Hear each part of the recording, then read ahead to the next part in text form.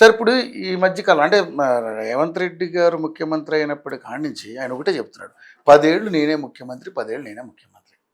So 10 ఏళ్ళు నేనే ముఖ్యమంత్రిని మీరు అనుకుంటే కాదు సరిపోదు, ప్రజలు అనుకోవాలి, తర్వాత పార్టీ అధిష్టానం అనుకోవాలని చెప్పేసి మంత్రివర్గంలో ఉన్నటువంటి చాలామంది మాట్లాడారు. అదేవిధంగా ముఖ్యంగా ఏదైతే కోమటిరెడ్డి రాజగోపాల్ రెడ్డి డైరెక్ట్గా మెసేజ్ ద్వారా కావచ్చు, ఆయన ఒక స్పీచ్లో కావచ్చు చెప్పడం జరిగింది.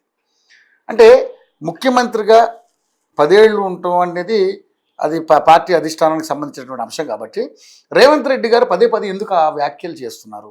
ఒకవేళ నిజంగానే వచ్చే ఎన్నికల్లో కనుక కాంగ్రెస్ పార్టీ అధికారంలోకి వస్తే, ఒకవేళ వస్తే ఎవరు ముఖ్యమంత్రి అయ్యే అవకాశాలు ఉండొచ్చు, లేకపోతే ఈ అంశాలన్నింటిలో ఒకసారి మనం ఒకసారి అంటే అనాలిసిస్ చేసుకుంటే ఏంటి ఏం జరుగుతుంది? రేవంత్ రెడ్డి గారు అనే అతను ఎమ్మెల్సీ అయిన తర్వాత నేను ఫస్ట్ టైం కలిశాను. నేను మాజీ ఆర్టీసీ చైర్మన్ 2005 నుంచి జనవరి నుంచి 7 ఆయన లోకల్ బాడీ అయినాక ఇక్కడ ఒక మిత్రుడి ఆఫీస్లో ఇక్కడనే చట్నీస్ పంజగుట్లో కలిసాము. ఒక 5-6 గంటల బీఆర్ఎస్లో ఉండేప్పుడు ఎమ్మెల్సీ కాకముందు కాలే, జడ్పీటీసీ కూడా కాలే అనుకుంటా. బట్ నేను మాజీ చైర్మన్ అయినా తర్వాత 2007 జడ్పీటీసీ ఎలక్షన్ 2006 జడ్పీటీసీ అయినాక కాలేదు అనుకుంటా 2000. నేను ఆర్టీసీ మాజీ చైర్మన్, నాకు అంత జ్ఞాపకం లేదు.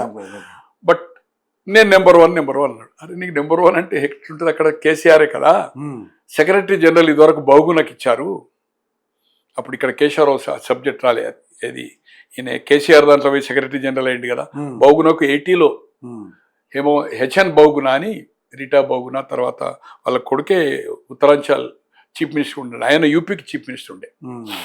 సో అతనికి సెక్రటరీ జనరల్ ఇచ్చారు. జనతా పార్టీలకి వెళ్ళి సిఎఫ్డీలకి వెళ్ళి తీసుకొచ్చి ఇటు కాంగ్రెస్కి వెళ్ళి అటు పోయాడు 77లో జగజీవన్ రామ్ గారితో. మళ్ళీ ఆయన తీసుకొచ్చి సంజయ్ గాంధీ గారికి ఇటు సెక్రటరీ జనరల్ ఇచ్చి ఆయన అడిగిన 10 సీట్లు ఇచ్చారు. యూపీలో 9, కేరళలో 1.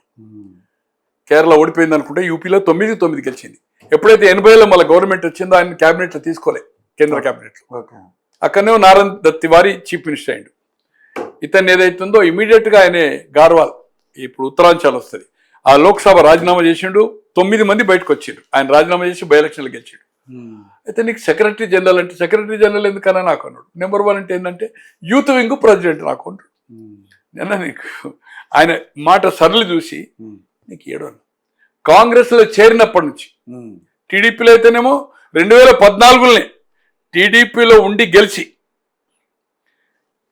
ఎన్నికల రిజల్ట్ రాకముందు కోమటిరెడ్డి నైనితాల్ ఎక్కడో, అది యూపీలో ఏదో టూరిస్ట్ ప్లేస్ ఉంది, హిల్ స్టేషన్ పోయింది.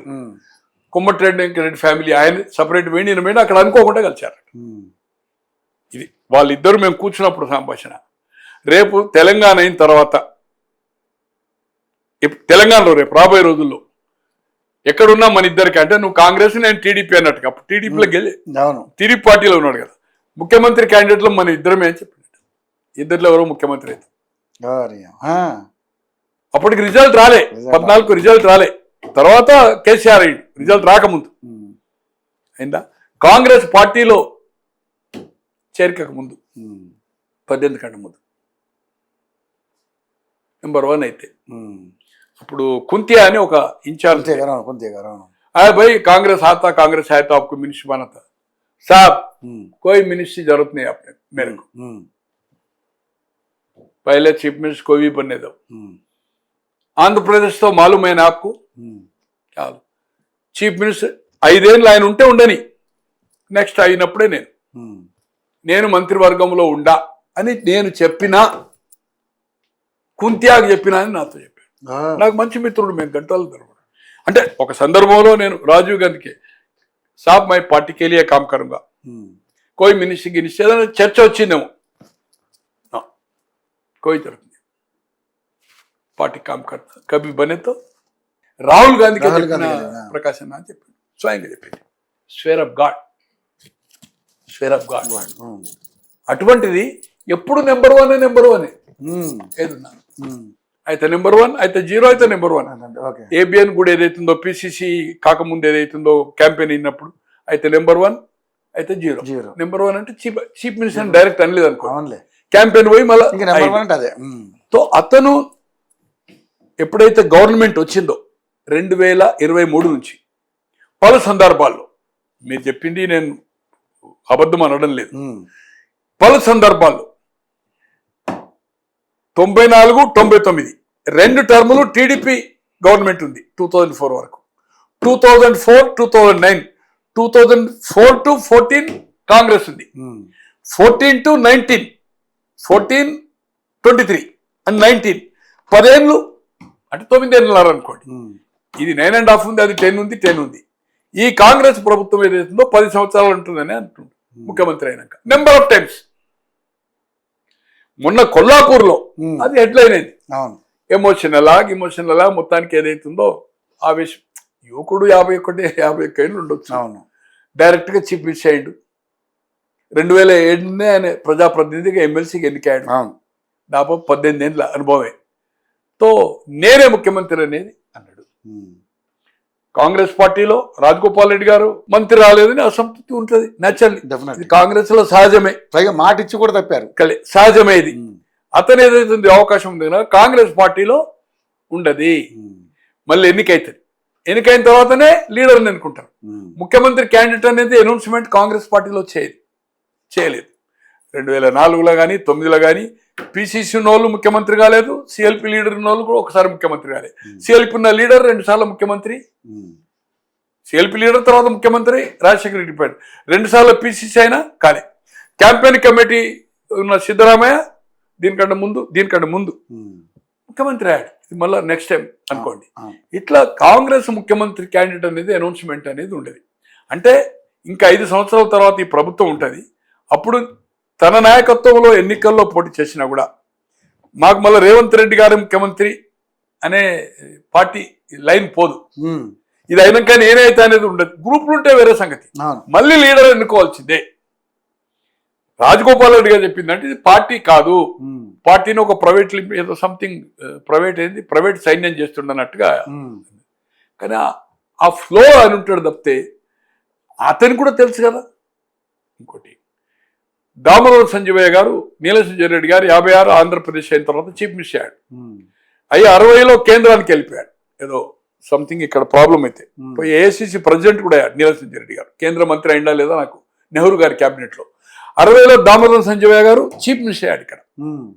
62లో మార్చిలో ఆయన చీఫ్ మినిస్టర్ ఉండగానే అప్పుడు పిసిసిలు డమ్మీ, పిసిసిలు అంతా ఇస్మాయిల్ ముసలయ్య అంటే ఇట్లా చీఫ్ మినిస్టర్ చేస్తా అంటే అంతా చీఫ్ మినిస్టర్ 1 man షో. ఇప్పుడు పిసిసిలు అయిపోయింది, సిస్టమ్ చేంజ్ అయింది. రాజీవ్ గాంధీ వచ్చింది, ఇందిరాగాంధీ అప్పుడు పిసిసిలు అంతా నామమాత్రమే, అంతే పేరుకే. వీరమాచిన వెంకటరమణ, ముసలయ్య గారు, ఇస్మాయిల్ గారు 72లో, వీళ్ళంతా వెంగళ గారు అన్నప్పుడు ముసలయ్య, 72లో ఇస్మాయిల్ గారు, అంతా చీఫ్ మినిస్టర్. ఆయనే చీఫ్ మినిస్టర్ ఉండగా గవర్నమెంట్ వచ్చింది మళ్ళా. బట్ అతన్ని చీఫ్ మినిస్టర్ చేయలే. ఢిల్లీకి నెహ్రూ గారు క్యాబినెట్ లో తీసుకొని మళ్ళీ నీలసంజయ్ రెడ్డి గారు ఇక్కడికి వచ్చి ముఖ్యమంత్రి అయ్యాడు 62. 64లో ఒక హైకోర్టు డిసిషన్ ఇస్తే సమ్ బస్ రూట్స్ దేని మీద రిజైన్ చేసినప్పుడు బ్రహ్మానంద రెడ్డి గారు అయ్యాడు. ఒక ముఖ్యమంత్రిగా ఎలక్షన్ విక్టరీ అయినా కూడా మళ్ళీ అతన్ని చేయాలని ఏం లేదు. Legislature party high command is a choice of party high command. But ఏది ఏమైనా అతను ఫ్లో అని ఉంటాడు. కానీ ప్రతిసారి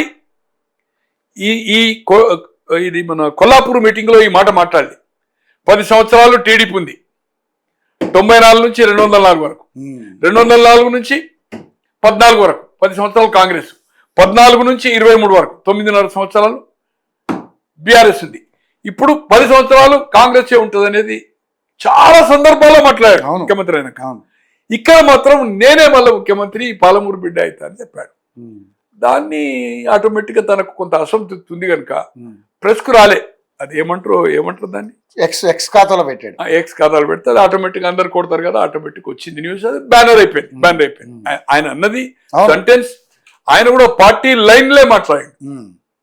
పెద్ద ఘాటుగా విమర్శలు అయితే ఏం చేయలేదు. మళ్ళీ చాలా మంది నాకు తెలిసిన వాళ్ళు కూడా కాంటాక్ట్ చేస్తే ఫోన్ కాంటాక్ట్ లో రాలేదు, ఫోన్ అందుబాటులో లేడు. పేలకి చేస్తే పని మీద తర్వాత మాట్లాడిస్తాం.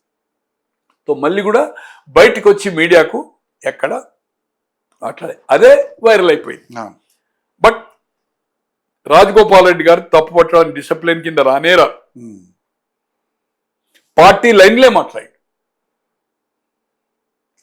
ఇతను కూడా పార్టీ లైన్ పేద దాటి మాట్లాడినట్టు కాదు, గతంలో నెంబర్ ఆఫ్ టైమ్స్. అవును, నేను అనుకుంటున్నా ఈ 1.5 yearలో 30-40 సార్లు మాట్లాడాడు.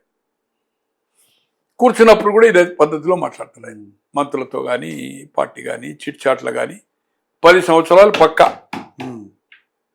ఆ కాన్ఫిడెన్స్ ఉండడంలో తప్పలేదు. దీన్ని ఏదైతుందో రాజగోపాల్ రెడ్డిని, అంటే రాజగోపాల్ రెడ్డిదిగా తప్పు కాదు, ఇతను గతంలో నెంబర్ ఆఫ్ టైమ్స్ 10 ఏళ్ళు అన్నాడు కనుక దాని బదులు ఏదైతుందో నేనే అనేది ఏదైతే అనడము పార్టీకి యాంటీ పార్టీ అని కాదు అది. ఆ కాన్ఫిడెన్స్ ఏదైతుందో చేయడానికి కోసం అక్కడ ఉండే దానికోసం అతనికి ఉంది. నేను ముఖ్యమంత్రి అవుతానని చెప్పినోడేనా, 14 నుంచి చెప్పినోడేనా, వచ్చేది కాంగ్రెస్ ప్రభుత్వం చెప్పాడు. వేరే రిజల్ట్స్ వచ్చినాయా, తను 18 అసెంబ్లీకి ఓడిపోయిందా, తన లోక్సభ మల్కాజ్గిరి రాలేదా, మహబూబ్ నగర్ రాలేదా, నేను 12-13కు తగ్గాయని చెప్పిండు, దాంట్లో 8 వచ్చినాయా, అవన్నీ వేరే సంగతి. బట్ ఏదేమైనా అతని కాన్ఫిడెన్స్ ఏదైతుందో, ఒక నాయకుడు ఒక ముఖ్యమంత్రి ఆ కాన్ఫిడెన్స్ని క్రియేట్ ఏదైతుందో జనాల్లో చేయకపోతే, ఆ ఒక్క వర్డ్ తప్పితే ఆ వర్డ్ కూడా పెద్ద పార్టీకి వ్యతిరేక కార్యక్రమం అయితేనట్టు కాదు. నాకు తెలిసినంత వరకు శాసనసభ్యులు మెజార్టీ అతనుకున్నారు, శాసనసభ్యులకు నియోజకవర్గాల్లో ఫ్రీడమ్ ఇస్తున్నాడు, మంత్రులు వాళ్ళ పోర్ట్ఫోలియో రెస్పెక్ట్ చేస్తున్నాడు, ప్రతి వ్యక్తిని కలిసిన వాళ్ళందరినీ అన్నాన్ని సంబోధిస్తున్నాడు. ముఖ్యమంత్రి ఉండి కూడా నేను కూడా స్వయంగా కలిసిన, నేను వాకప్ చేస్తూ ఉన్నాను. ఎక్కడ అనగదొక్కడానికి ప్రయత్నం చేసినట్టుగా ఇప్పటి వరకైతే కనబడడం లేదు.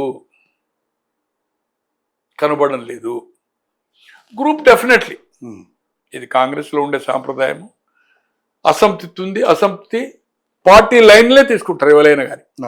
చెన్నారెడ్డిని దించి 3 ముఖ్యమంత్రులు వచ్చిన 70 నుంచి 83 వరకు, అంజయ్య గారు, వెంకటరామరెడ్డి గారు, విజయభాస్కర్ రెడ్డి, మళ్ళీ చెన్నారెడ్డి గారిని 89లో దించి జనార్దన్ రెడ్డి గారు, విజయభాస్కర్ రెడ్డి వచ్చిన, రాజశేఖర రెడ్డి గారు కానీ జనార్దన్ రెడ్డి గారు ఎవరు గ్రూపులు కట్టినా, ఎవరు మీటింగ్లు పెట్టినా, మాణిక్రావు కానీ జగన్నాథరావు కానీ రాజారాం గారు కానీ ఎవరైనా అసమ్మతి ఉంటే పదవి లేనప్పుడు పార్టీ లైన్లే అసమ్మతి, పార్టీ లైన్ దాటి ఏదైతుందో లీక్లు ఇవ్వడము, లెటర్స్ రాసి డైరెక్ట్ ప్రెస్ కాన్ఫరెన్స్ అంటే ఇప్పుడైతే ఎలక్ట్రానిక్ వచ్చినప్పుడు లేదు కదా ప్రింట్, ఇవన్నీ చేసేవాళ్ళు. ఇది కాంగ్రెస్లో సహజమే. ఇది పెద్ద దీని మీద ఏదైతుందో మళ్ళీ కంటిన్యూ. కానీ మనం ఒకసారి మాట్లాడుకున్నాం, మీ దాంట్లో కూడా చేసిన, రేపు రాజగోపాల్ రెడ్డి గారికి మంత్రి పదవి రాకపోతే, పూర్తి మంత్రివర్గం అయిన తర్వాత అసమ్మతికి గతంలో 70 నుంచి 83 వరకు ముఖ్యమంత్రులు మారడంలో ఏ పద్ధతిలో పోరాటం కొంత జరిగిందో, 89 నుంచి 94 వరకు ముఖ్యమంత్రులు, ఇక్కడ మంత్రులు రాని వాళ్ళు, మంత్రులకు పోర్ట్ఫోలియోను సరిగా లేని వాళ్ళు, కొందరు ఎమ్మెల్యే నియోజకవర్గాల్లో ఆ జిల్లా మంత్రులు కానీ ముఖ్యమంత్రి నుంచి ఫండ్స్ అడిగినప్పుడు కానీ సంతృప్తిగా రానప్పుడు, పక్క నియోజకవర్గాలకు 100 కోట్లు వచ్చి 5-10 కోట్లు రానప్పుడు వీళ్ళంతా ఒక అసమ్మతిగా తయారై, అసమ్మతికి నాయకుడు రేపు రాబోయే రోజుల్లో రాజగోపాల్ రెడ్డి గారు అవుతారని మీ దాంట్లో తెలుగు పబ్లో రెండిట్లో మీరు కావాలంటే చెక్ చేసుకోండి. మంత్రివర్గం చర్చ జరిగినప్పుడు మంత్రివర్గం రాకపోతే రేపు అసమ్మతి నాయకుడు అవుతాడు. కాంగ్రెస్ లైన్లే ఉంటాడు. కాంగ్రెస్ సిద్ధాంతపరంగానే యాంటీ పార్టీ కాకుండా ఏదైతుందో పార్టీ లైన్లే మాట్లాడుతూ పోతుంటాడు. రెబల్ వేరే రాష్ట్రాలు ఎలా అయితే జరుగుతున్నదో తన ఐడెంటిటీని, తన ఒక గ్రూప్ను ఆయన గతంలో 9లో కానీ 14లో కానీ మొన్నటి ఎన్నికల్లో కానీ నాకు తెలిసిన వరకు ఏదైతుందో ఆయన కుటుంబ సభ్యులు పోటీ చేసినప్పుడు కానీ వేరే వాళ్ళకి కానీ ఆయనే కాంట్రాక్ట్లో సంపాదించి కొన్ని 100 కోట్ల రూపాయలు ఏదైతుందో పార్టీ కోసం ఖర్చు పెట్టింది. దాంట్లో ఏమాత్రం అనుమానం లేదు. ఇప్పుడు కూడా పాపం ఆయన మంత్రి పదవి అనేది హైకమాండ్, అన్న ఉన్నప్పుడు తనకు ఇబ్బంది అనేది మనం అనుకున్నాం. ఇప్పుడు కూడా అన్న ఉన్నప్పుడు రాజగోపాల్ రెడ్డికి మంత్రి పదవి అనేది వచ్చే అవకాశం లేదు. కాకపోతే ఆయన కూడా ఇంకో మాట అంటున్నాడు సార్, అన్న ఉన్నప్పుడు అంటే మరి అలా అనుకుంటే ఉత్తమ్ కుమార్ రెడ్డి గారు మంత్రిగా ఉన్నారు, వాళ్ళ ఆవిడ ఎమ్మెల్యేగా ఉన్నారు. ఎమ్మెల్యే మంత్రి అంటే వాళ్ళు 2 ఇచ్చారు కదా మనకు, అట్లా అవకాశాలు ఇచ్చారు. అట్లా కాదన్నా, భార్యాభర్తలు ఒక కుటుంబం కింద లెక్క, భార్యాభర్తలకి అంతకుముందు ఆమె గెలిచింది ఒకసారి నారోలు ఓడిపోయింది. అవును బట్ దాన్ని కౌంట్ కాదు, మంత్రివర్గం అనేది ఇంత అవును మంత్రివర్గ రెండు ఇంత మంత్రులు చిన్న పదవులు క్యాబినెట్ లో, అవును దాంట్లో ఒకటే జిల్లా, పక్క జిల్లా కాదు కదా. కాదు అట్లాంటి ఇప్పుడు కేంద్రంలో మంత్రి ఉంటే ఇక్కడ మంత్రి ఇచ్చిన మంత్రులు ఉన్నాయి, అలాంటి జరిగిన సందర్భాలు జరిగినాయి. అట్లా ఉన్నాయి. కాంగ్రెస్ పార్టీలో నెంబర్ ఆఫ్ స్టేట్స్ లో ఉన్నాయి, భార్యాభర్తలకు ఇచ్చిండ్రు. ఇప్పుడు జగన్ పార్టీలో ఒక కుటుంబం నుంచి 4 ఎమ్మెల్యేలు అయ్యారు, అతను ఉరవకొండ నుంచి ఎమ్మెల్సీ అయ్యారు నమస్తే. అవును. పోయిన టర్మ్. అట్లా చాలా కుటుంబ సభ్యులు, సూర్యప్రతాప్ రెడ్డి అన్న కొడుకు ఆయనే, వాళ్ళ బావ, ముగ్గురు అయినారు. అట్లేం లేదు. అవును. అట్లా అంటే కాంగ్రెస్ పార్టీని ఇవ్వాలి. సోనియా గాంధీ గారు రాజ్యసభ, అవును. లోక్సభ ప్రియాంక గాంధీ గారు, అవును. అంటే రాహుల్ గాంధీ. రాహుల్ కరెక్టే. కానీ అదే ఇందిరాగాంధీ గారు నెహ్రూ క్యాబినెట్ లేరు, ఇందిరాగాంధీ క్యాబినెట్ లో రాజీవ్ గాంధీ గారు లేరు, ఓకే. వాళ్ళ కుటుంబ సభ్యులు లేరు.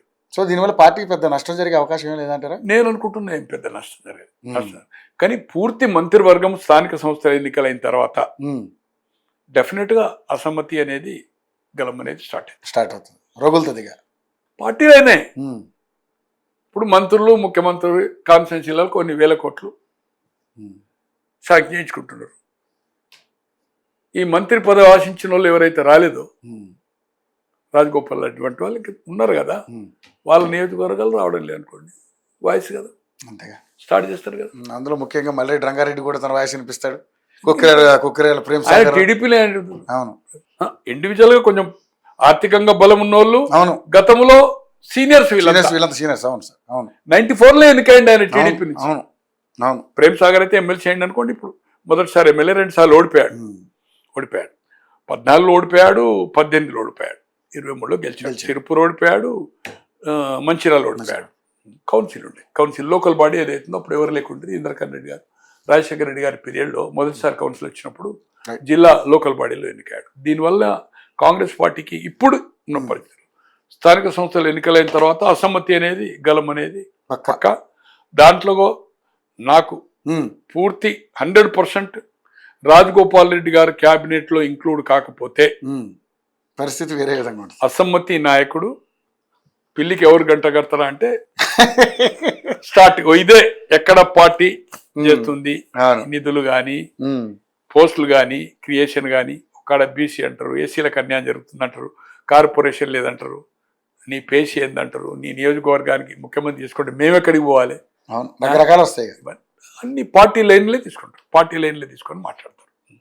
కాంగ్రెస్ ఈ రాష్ట్రం ఉన్నంత ప్రతి వాళ్ళు అయితేనే మొదటిసారి ఎమ్మెల్యే. మీకు రాజారాం గారు 57 ఎమ్మెల్యే అయితే 71 వరకు మంత్రి కాలేదండి. వెంగళరావు గారు 57 ఎమ్మెల్యే అయితే 71 వరకు మంత్రి కాలేదు. సుదీర్ఘ పోరాటం. అంజయ్య గారు 57 ఎమ్మెల్యే అయితే 1971 పివి నరసింహారావు క్యాబినెట్ వరకు మంత్రి కాలే. 57లో జయచొక్కరావు గారు ఎమ్మెల్యే అయితే 71 పివి క్యాబినెట్లే మంత్రి అయ్యాడు. కోకోలర్ అట్లే హైగ్రావచారి గారు, హేమీలు 57 నుంచి ఎన్నికైన 4-5 అవుతారు. స్వాతంత్ర సమర యోధులు వాళ్ళంతా. అవును కాలా తో అటువంటిది ఇప్పుడు ఎమ్మెల్యే అయితేనే మంత్రి, ఎమ్మెల్యే అయితే మంత్రి, మళ్ళా పోర్ట్ఫోలియో. ఇంకోటి ఫస్ట్ టైం ఎమ్మెల్యే అయిన వాళ్ళు కూడా మంత్రులు అయిపోతారు. తప్పేం లేదనుకోండి, కొత్త ఫస్ట్ టైం అయిన వాళ్ళు కావద్దని ఏం లేదు. రాజశేఖర్ రెడ్డి ఎప్పుడు రూల్ పెట్టి అక్కడ జనార్దన్ రెడ్డి గారు వెంకటస్వామి గారిని కట్ చేయడానికి వాళ్ళిద్దరు మంత్రులు అడుగుతున్నారని జనార్దన్ రెడ్డి గారి భార్య రాజలక్ష్మిని, జి వెంకటస్వామి గారి కొడుకు వినోద్ని ఇద్దరిని మంత్రులు చేశారు. ఇక్కడ క్యాబినెట్ అయినాకనే నెక్స్ట్ కేంద్ర క్యాబినెట్ నెక్స్ట్ డే ప్రమాణ స్వీకారమైంది. ఇక్కడ కేంద్రంలో మన్మోహన్ సింగ్ గారు 2004లో మొదటిసారిగా ఏది వాజ్పేయి గారు పోయి అయినప్పుడు. సో వీళ్ళిద్దరిని కట్ చేయడానికి అది చేసి అక్కడి నుంచి ఢిల్లీకి వెళ్ళేసి ఫస్ట్ టైం లెజిస్లేటర్స్ వాళ్ళిద్దరే అయింది. అదొక రూల్ పెట్టారు, రాజశేఖర రెడ్డి గారు పెట్టారు, హైకమాండ్ పెట్టేది. ఓన్లీ సెకండ్ టర్మ్ వాళ్ళు, minimum second term or MP or MLC అయి ఉండాలి, ఎమ్మెల్యే కాకుండా. బట్ ఫస్ట్ టైం ఎమ్మెల్యేస్కు లేదు అనేది బైలా ఉంది.